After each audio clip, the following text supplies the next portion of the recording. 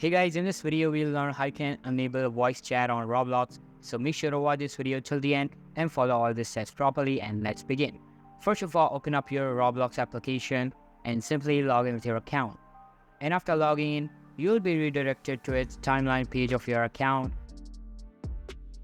Now just tap on the three dots menu icon located at the top right corner, and then select the gear icon present down the list of options. And after that, access the account info tab, and all of your personal account details will be displayed in front of you.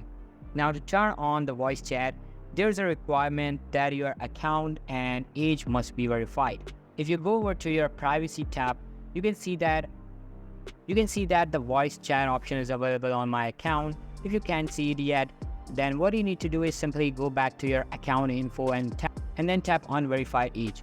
Then follow the steps accordingly and you are done. And that's how you can enable voice chat on Roblox.